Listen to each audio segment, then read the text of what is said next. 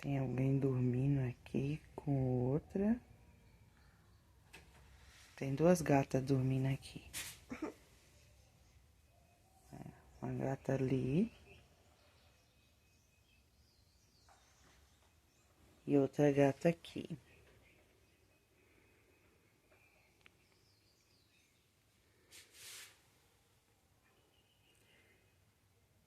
Essa gata aqui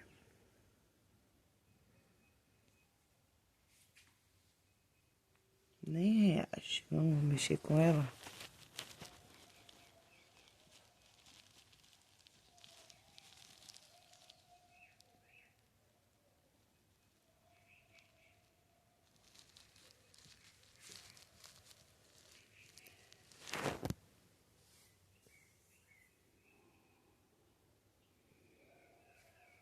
Agora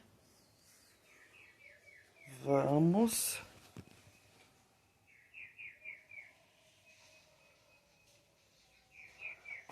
fazer o teste do Whiskas. Vamos ver se ela continua dormindo.